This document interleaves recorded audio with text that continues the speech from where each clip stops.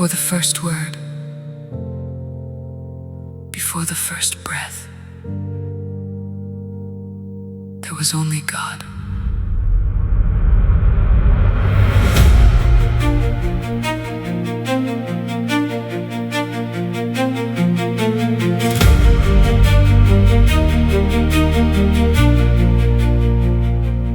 In the beginning, only darkness, a formless void where nothing breathed. No star had burned, no tide had risen, no living thing had ever dreamed.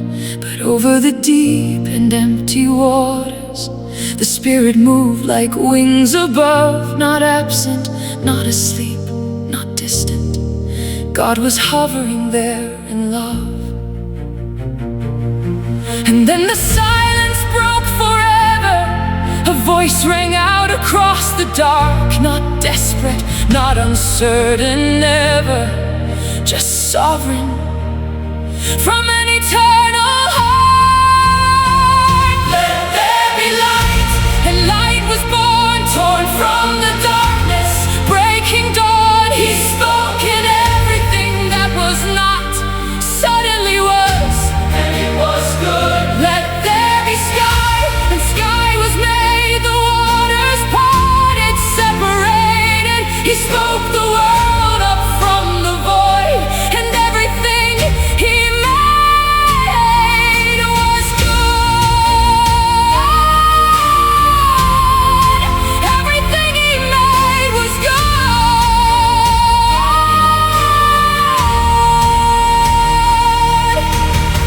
The second morning He divided the waters under and above.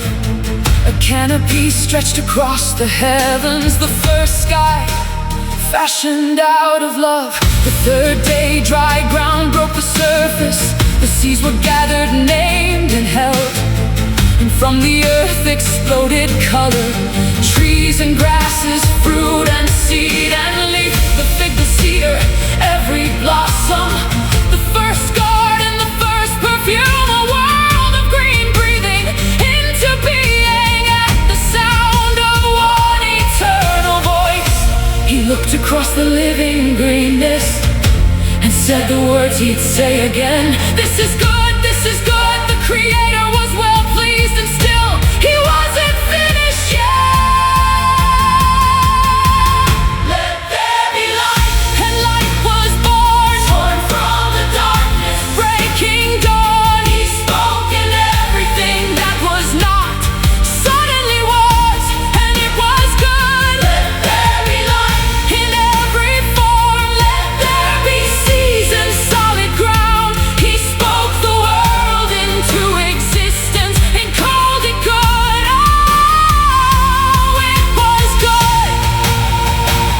Then He painted fire across the heavens, the greater light to rule the day, the lesser set to guide the darkness, and stars like diamonds thrown across the night. He placed them there as signs and seasons, to tell the months and mark the years. So time itself was given meaning, even moments sanctified by His hand. And then the oceans came alive, every creature of the deep, Leviathan and all his brothers, every wonder of the sea. On the fifth day birds took flight, the first wing lifted on the first wind. God looked down and blessed them, saying, multiply and fill what I have made.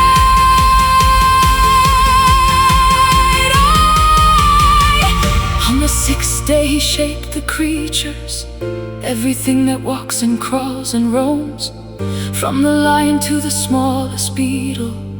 Every animal was given home, and still He paused before the next breath, like an artist stepping to the edge.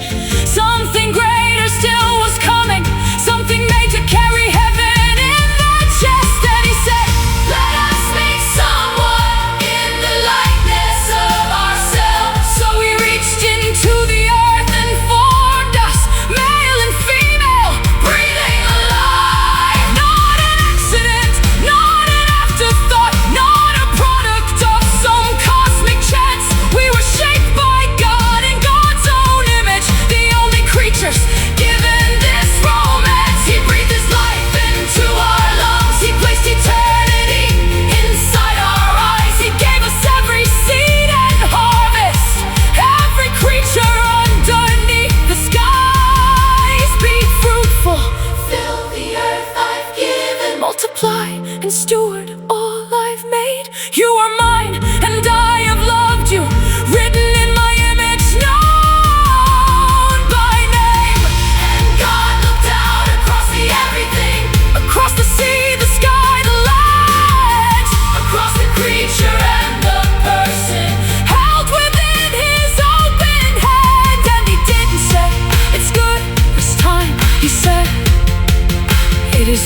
good.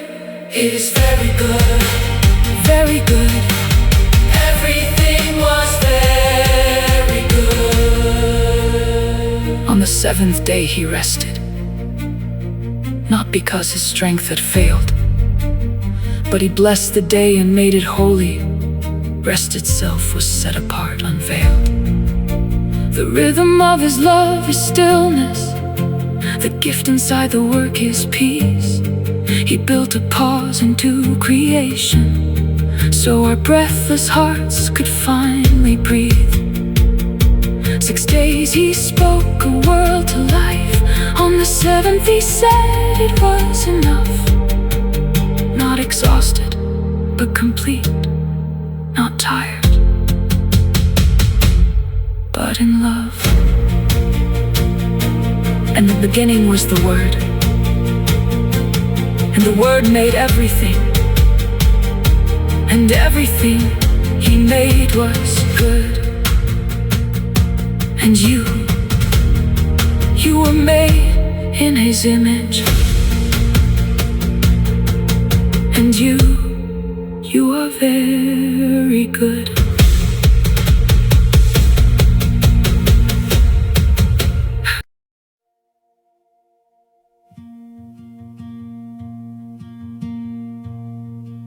The work was finished, and he rested, not because he was tired, but because it was whole.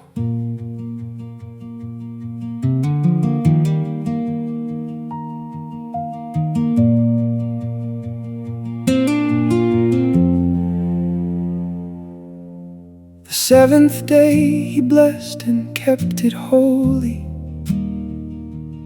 He stepped back from the sky and called it done. Not weary from the work, but full of wonder. A father satisfied with what he'd begun. No rain had fallen yet upon the hillside.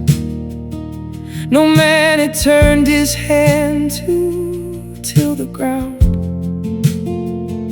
but something breathed beneath the surface, waiting, a longing deep in God to make what he had found. So he knelt in the dust of the earth he'd spoken, pressed his hands in the ground he'd carved from nothing, and he breathed. He put his hands in the dirt. He shaped a face from the ground. He leaned down close and he breathed life in, and a heartbeat came from the sound. Not made from a word alone this time, not spoken from a distance, cold and wide. He got low, he got close, he got personal. He breathed the living God inside. We are dust and we are breath, we are earth and we are light. We are mortal and magnificent, both at the same time. He planted a garden toward the rising morning, place of rivers, golden ancient trees, and there he placed the one he'd formed from nothing to tend the soil and guard what God had seeded.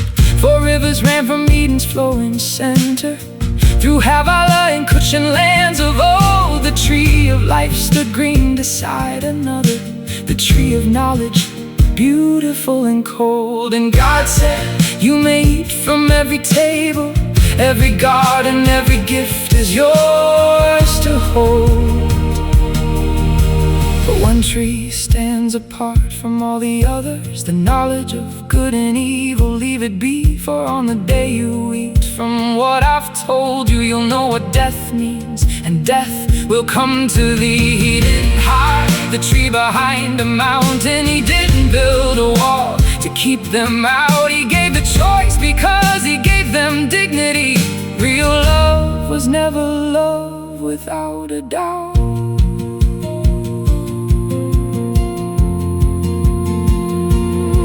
Da, da, da.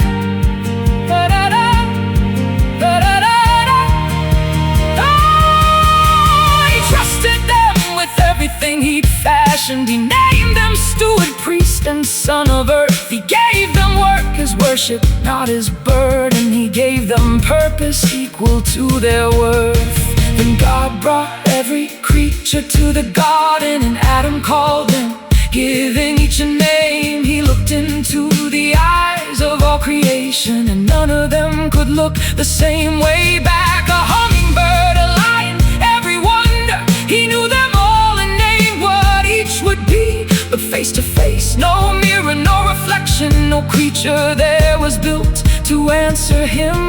And God said what had never once been spoken.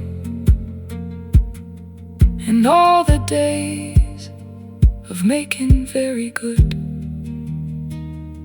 it is not good. It is not good for the man to be alone. He saw the ache before the man could name it. He felt the hollow long before the fall. And what he said next changed the shape of history. I will make for him a helper above them all. So God laid down his hand upon the sleeping. He drew from Adam's side what wasn't gone, not taking less to give him something lesser, but pulling from the scent of something more. A deep and holy sleep fell like a covenant, the same that fell on Abraham before. And when the darkness lifted from his eyelids, standing in the garden, something more. She was bone of his bone, she was flesh of his flesh. She was taken from his side, not beneath, not above, but beside him, from within, the one who made him whole. And the first words ever spoken out of longing were not a prayer or a question or a cry. They were a song, they were a song. The very first thing a human chose to say was poetry. She is bone of my bone, she is flesh of my flesh. She will be called woman, for she came from man, and we will not be separated. She is mine and I am hers. One flesh, one life, one land. So a man will leave his father, he will leave his mother's side. He will hold on to his woman, and the two will be one life. What God has joined together in the garden in the beginning was a picture of the covenant he always meant to keep with us. With us.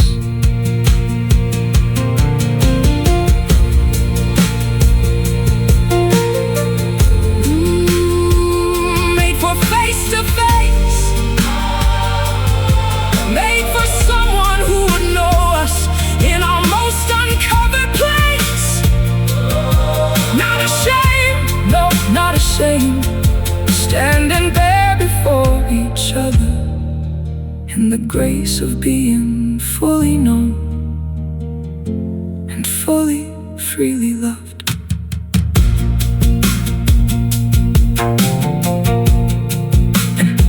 And in the garden in the evening, before the serpent, before the fall, they stood uncovered in the open and felt no shame at all.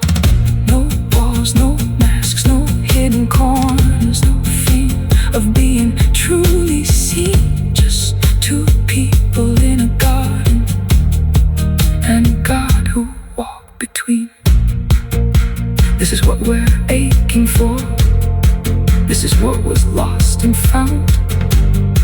This is why the gospel matters, to bring us back to holy ground. We were made for dust. We were filled with breath. We were made for sacred work, and we were made for love. And he called it all very good.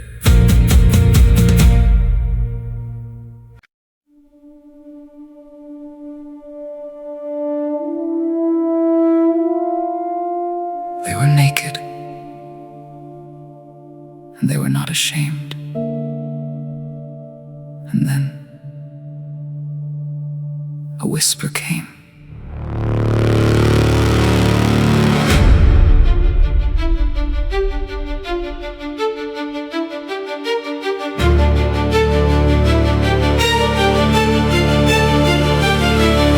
Slipping through the beauty of the garden, the oldest darkness wore a borrowed face. It didn't come with thunder, fire, or fury. It came in quiet in the coolest, safest place. It spoke first to the question, not the answer. Did God really say what you think he said? Did he really close off every garden? Are you sure he meant it? What you heard? No. God had said one tree, but the serpent bent the words until they bled. You will not die. That was never what he meant. He knows if you eat this, your eyes will be open wide. You'll be just like God. He's keeping something back from you. He doesn't want you knowing what he knows inside. The lie beneath the lie was always this: God cannot be trusted. God is not good.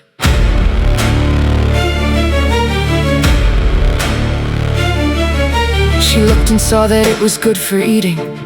She looked and saw how beautiful it grew. She looked and saw the wisdom it was holding.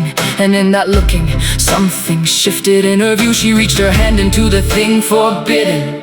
She brought it to her lips and felt it break. She turned and found her husband standing near her. He took it too and chose it for her sake. He was there when the serpent came in speaking.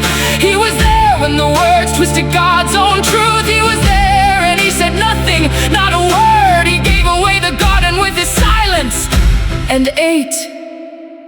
And their eyes came open, but not to glory, no. Just each other's nakedness and the shame of being known. They reached for leaves to hide behind. They sewed the fig together. What they thought would set them free just made the burden heavier. They wanted to be more. They became afraid. The serpent didn't lie completely. They were changed, but not the way they dreamed, not the way they thought. They traded everything for everything they lost.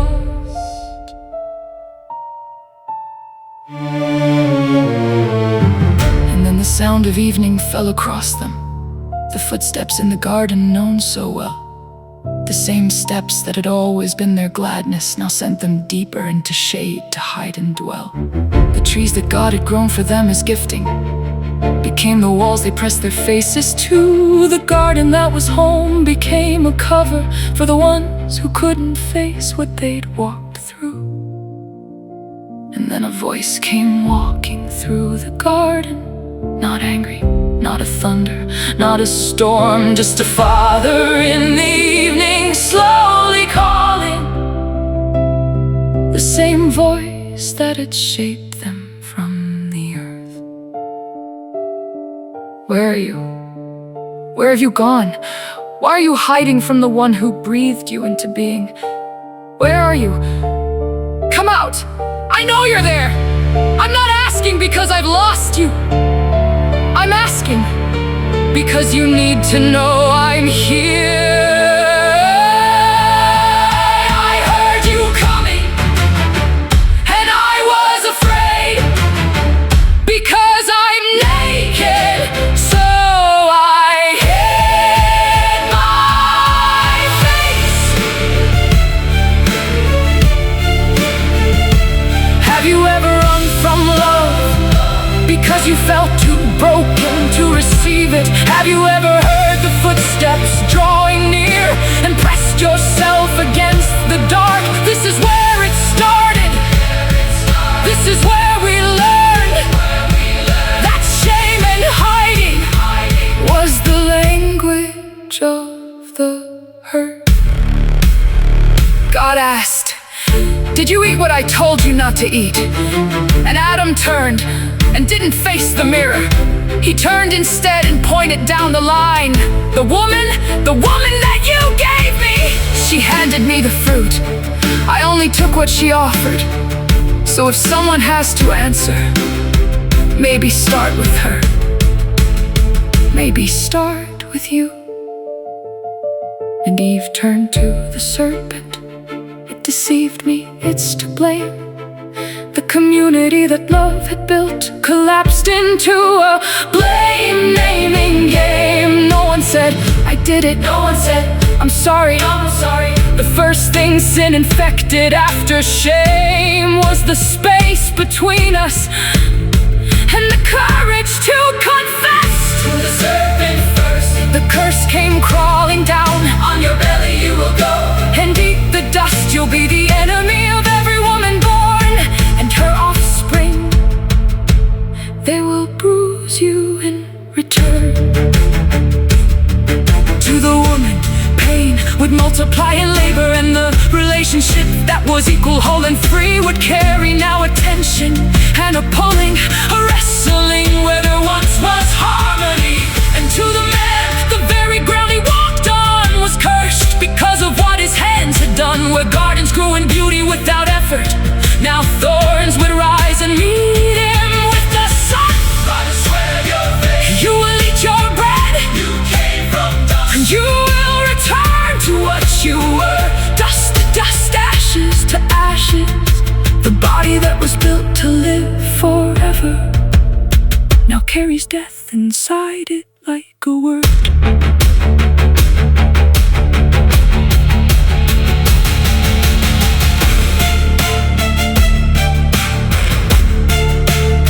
But wait, go back to verse 15. Before the purse is finished, in the middle of the dark, before they'd even left the garden, God had already spoken to the serpent's heart. I will put a wall between you and the woman, between your offspring and the seed that she will bear. He will crush your head completely, and you will only bruise his heel right there.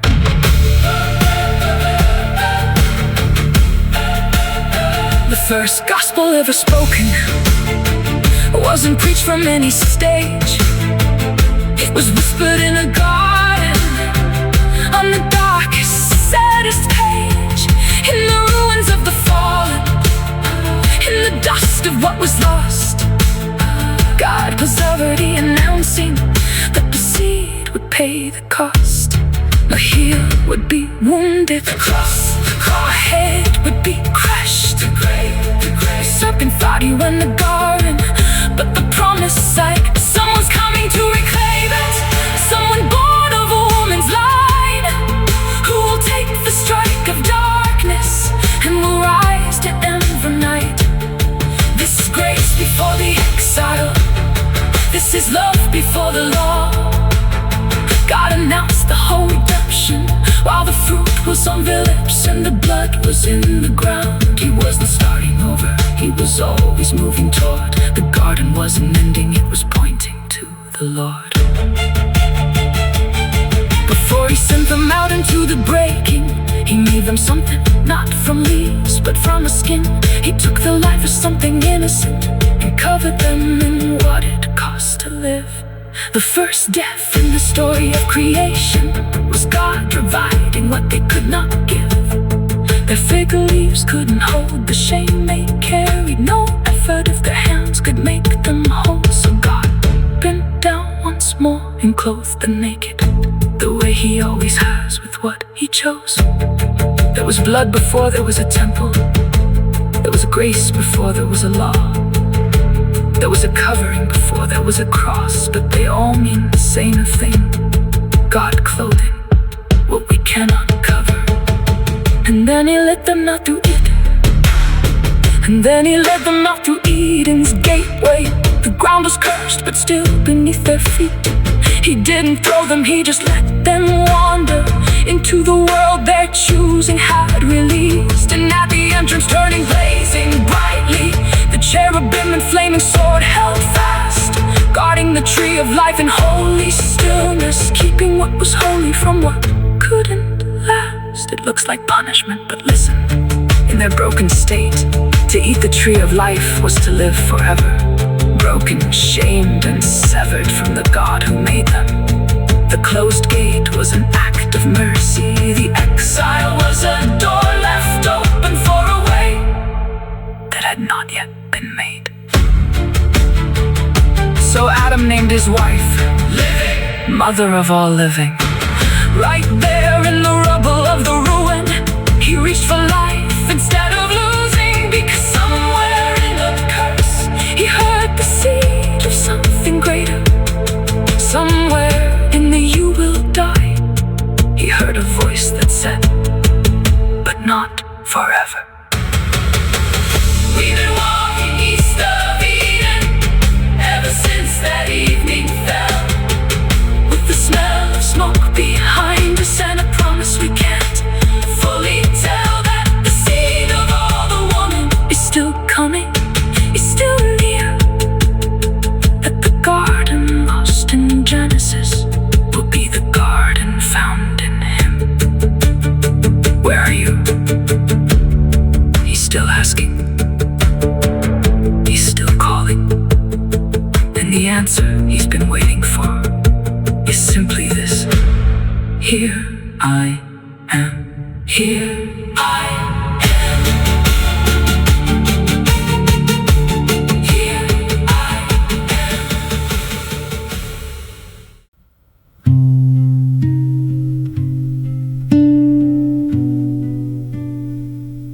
Eve held the first child born into a broken world. She named him like a prayer she hoped would come true. I have gotten a man with the help of the Lord. She thought the promise had finally arrived. She didn't know what was coming. The older worked the soil his father had been cursed with. He pressed his hands in ground that pushed back hard. The younger walked the hillside with his flock at early morning, the shepherd boy who lived beneath the stars.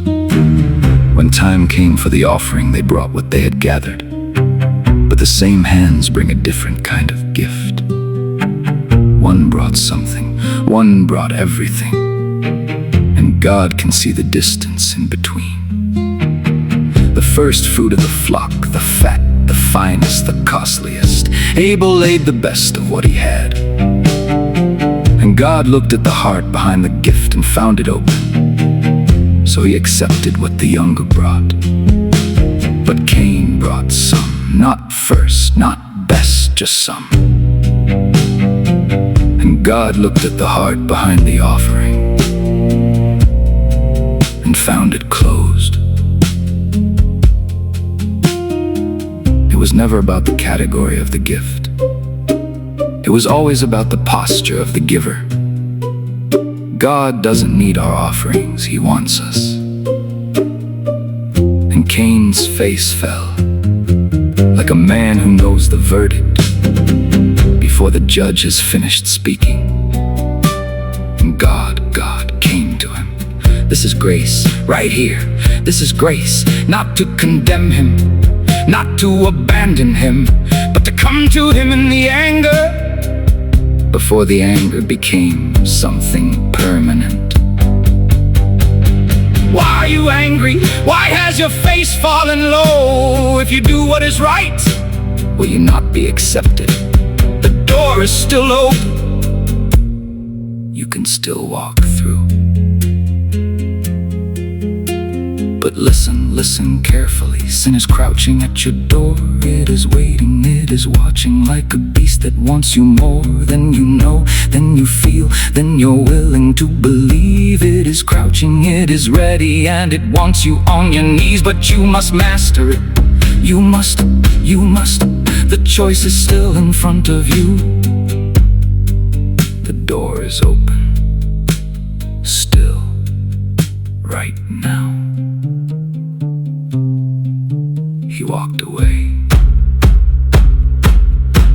Let us go out to the field. The invitation carried no alarm.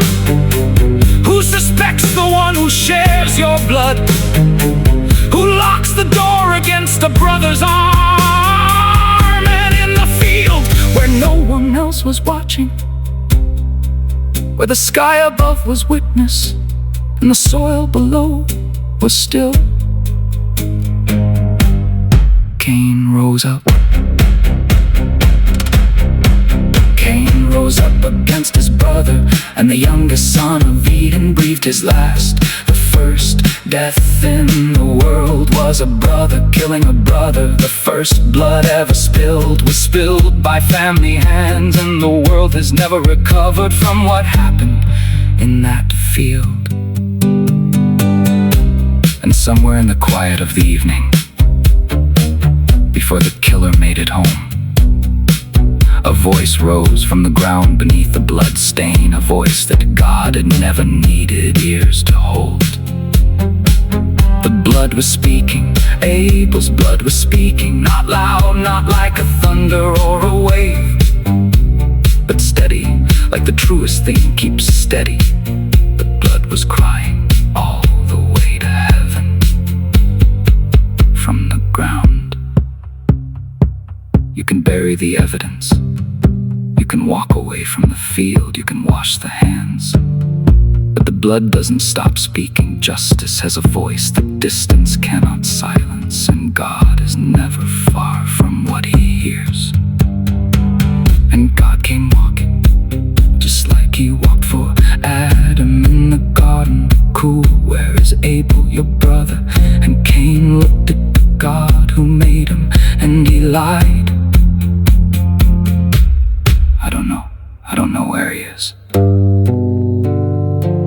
Then the question that rewrote the human conscience: Am I my brother's keeper? And God said, what have you done? The voice of your brother's blood, his blood is crying, crying from the ground to me right now. What have you done? And the answer to the question Cain threw back at God. The answer every page of scripture shouts: yes, yes, you are. You are your brother's keeper. You always were. You always will be. That was never a question. That was a confession. Now you are cursed from the ground that opened up its mouth to drink your brother's blood from your own hand. The soil you worked will not give you harvest. The earth you loved will not receive your hand. And the irony fell heavy as a gravestone. The farmer cut off from the field he tilled, the man who took a life to keep his status, surrendered everything his sin had killed. You'll be a fugitive, a wanderer of no home. You roam the earth and never find a place that feels like yours. You wander, looking for the peace you buried in the field outside of Eden, with your brother's face. And Cain said, my punishment is more than I can carry. You've driven me away from everything, away from you, away from any shelter. And whoever finds me out here, they will kill me. He never said he was sorry. He never said he was wrong. He never named what he had done to Abel. He only grieved what had been done to him. Remorse about consequence is not the same as repentance for sin. God knew the difference. God always knows the difference. But then God placed a mark upon him, not a brand of shame but shelter. Who bear the harms you sevenfold? The answer: I am the one who holds your life, not them. The God whose justice heard the blood of Abel, extended mercy to the one who spilled it. Not permission, not approval, not forgetting, but protection over the one he hadn't finished. This is the part of God we don't always want to see: the mercy that covers even the unrepentant, the grace that marks even the guilty. not because the sin is small, but because God is larger than the sin. And Cain walked east of Eden, away from the presence of the Lord. He settled in a land called Nod, called Wander, and built a city for his son to own. He named the city after what he loved most, to avoid the legacy, the name he'd keep alive. No temple in the city, no altar in the center, just walls and gates and everything that pride provides. From his lion came the herds known of the hillsides, and the ones who first drew music from the strings, and the forgers working iron into weapons. All the beauty and the danger that we bring in art and music and technology and cities, all the gifts and all the tools of human hands, carried east of Eden by the children of the wanderer. Built without a prayer, built without a plan. There's nothing wrong with music, nothing wrong with cities, nothing wrong with craftsmanship and skill. But civilization east of Eden tends to bait rules to itself and call the achievement enough. Then Lamech took 2 women for his own and sang a song, the second song of man. But not the poetry of wonder Adam offered when he first saw Eve and understood her worth. Lamech sang of violence like a trophy. I killed a man for wounding me, a young man just for striking me. If Cain is worth a 7-fold vengeance, then Lamech is worth 77. The first human love song was Adam's, overwhelmed by the one God made to complete him. The second human song was Lamech's, boasting about blood. One murder became a culture of murder. One rejection of God's warning became 7 generations of escalating pride. Sin doesn't stay where you planned it. It grows. It always grows. And Jesus would one day come and take Lamech's 77 and turn it inside out. Not 77 times of vengeance, 77 times of forgiveness. The answer to Cain's line was always gonna be a cross. But God remembered, and Eve, who had been carrying grief longer than any mother should, opened her hands again and received another gift. God has appointed me another child in the place of Abel, whom Cain killed. She named him Seth, appointed, granted, given back, not to erase the grief, but to say the story isn't finished and the line of promise hasn't fallen silent yet. And Seth had a son, and the son had a name, and in the time of that son, people began to call upon the name of the Lord. After the murder they called, after the exile they called, after the violence of Lamech they called, after the city built without a God inside it they called. Someone knelt in the dust east of Eden, with nothing left to offer but their voice, and they called. This is how the story survives, not through the powerful or the proud, not through the city or the sword, but through the ones who kneel in nothing and still call on the name of the Lord, on the name of the Lord. Whom God heard, God always hears. The blood of the innocent and the cry of the broken both reach heaven, neither goes unanswered. Are you your brother's keeper? Yes. Have you walked away from the presence? Come back. Is the sin crouching at the door? You must master it. Is the punishment more than you can bear? There is still a mark of mercy with your name on it. Call, just call. At that time, people began to call upon the name of the Lord. Be one of those people. Be one of those people.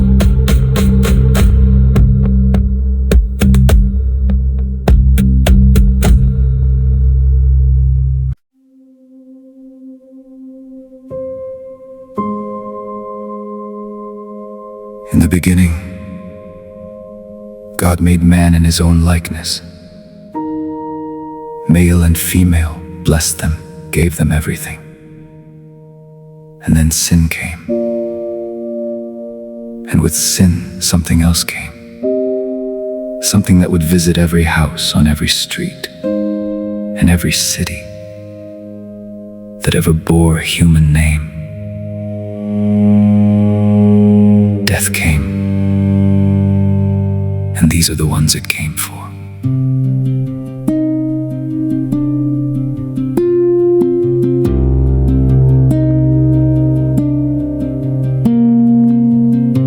When Adam walked the broken earth, he tended. He carried God's own image in his chest. 130 years before he fathered, the Son appointed in the place of rest. He lived 930 years of living. He saw his children's children fill the land. He remembered what the garden smelled like morning. He remembered God's own breath inside his hands.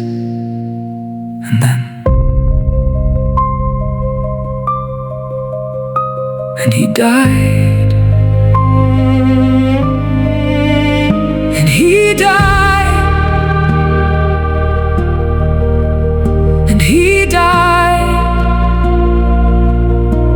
Every road of every life led to the same dark side. Dust had come to claim what dust had always owned. And he died. And he died. And he died. These are not just numbers. Every number is a morning someone woke up. Every year is a winter someone survived. Every name is a face God knew. Seth lived 100 years before his firstborn,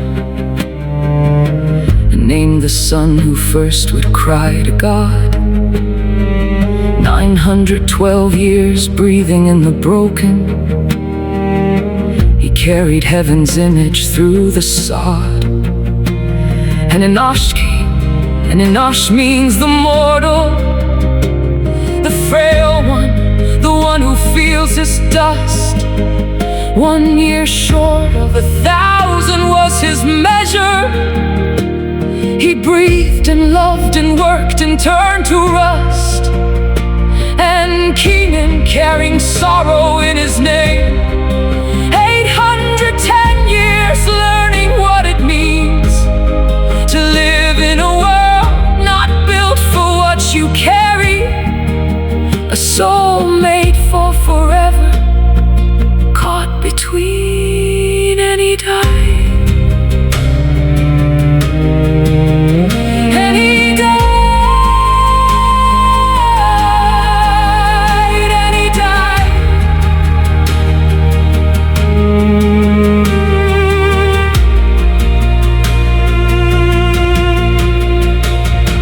Mahalal, the praise of God still living. 895 years lifting hands to praise a God above the curse and dying, to bless the name above the burning sands.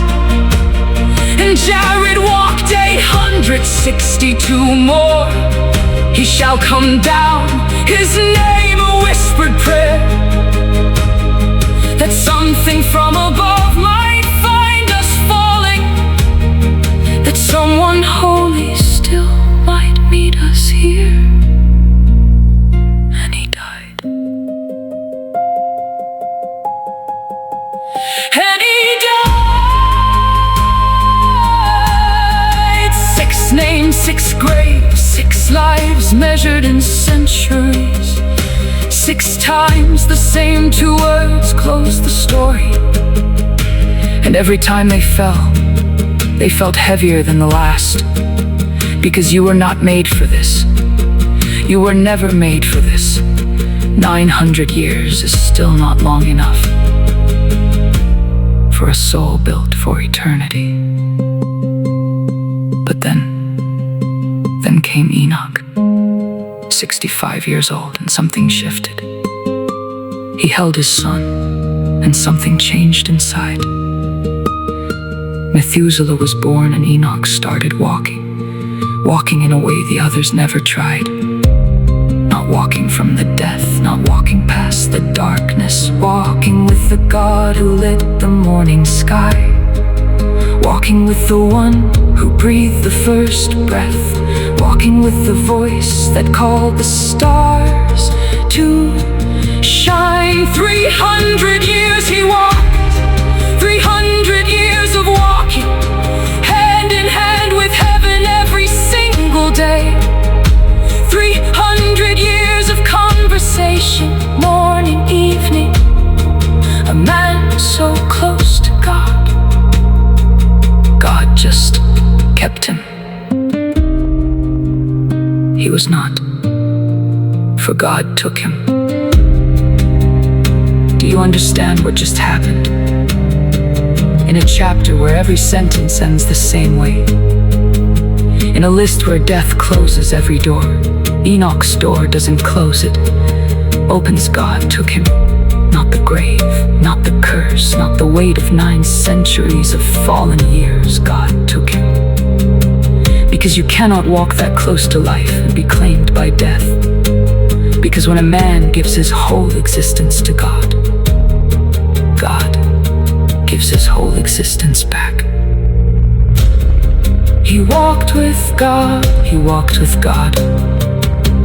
365 years, a year for every day the sun goes round. He walked with God, he walked with God. And when the walking ended, he was never found.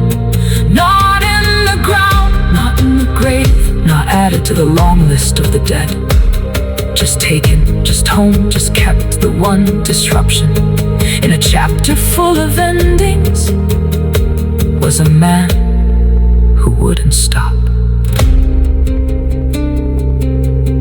walking close to God, walking close to God. Then Methuselah, the son Enoch left behind him, lived longer than any man who ever drew a breath.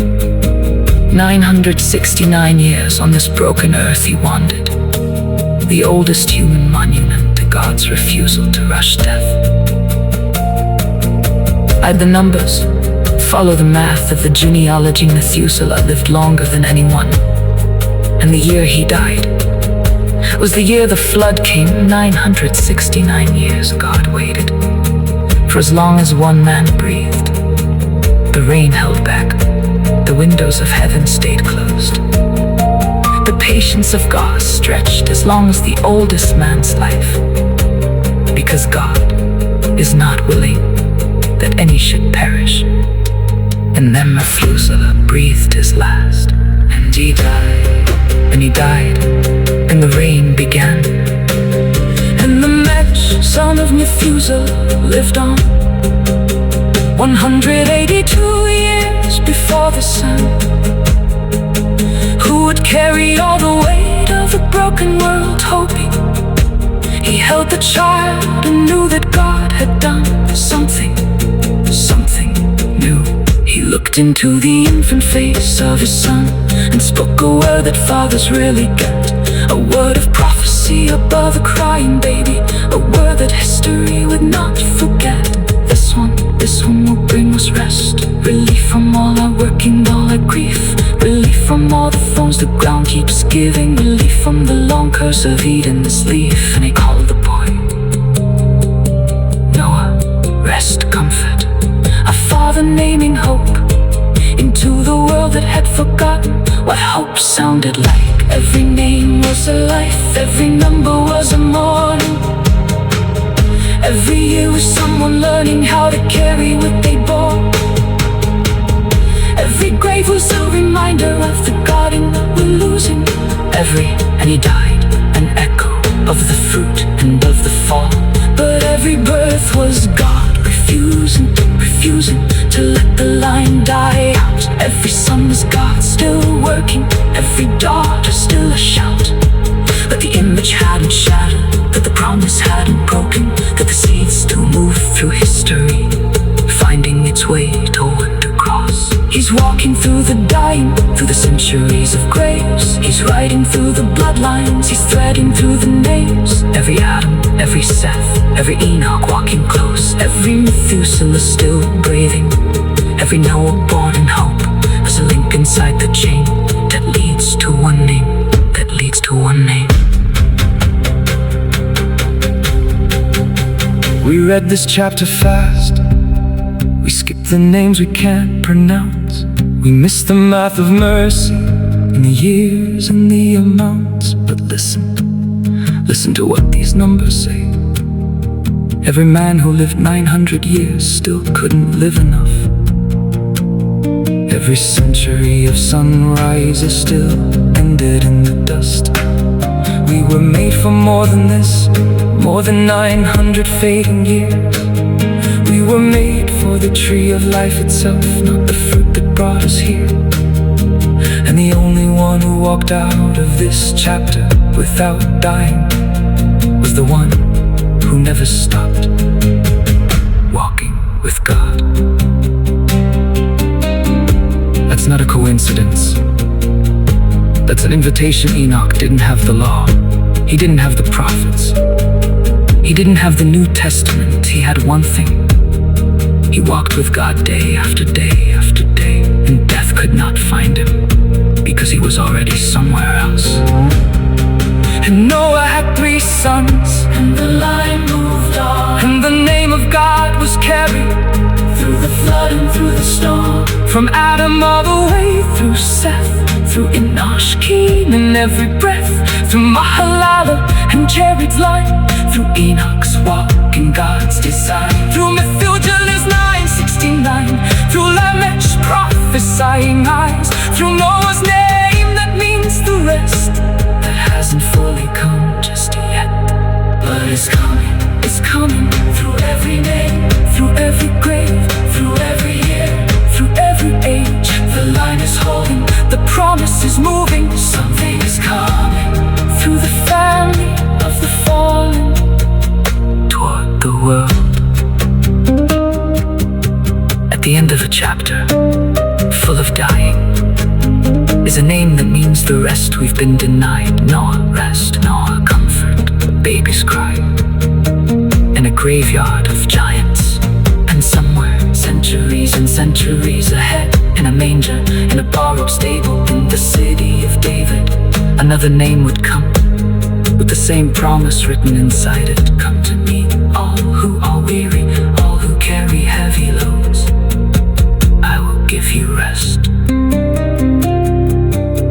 Every name in Genesis 5 was a step toward that name.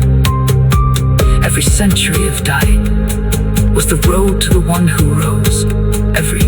And he died, was preparing the world for the day when the grave would open its mouth and find nothing. He walked with God and was not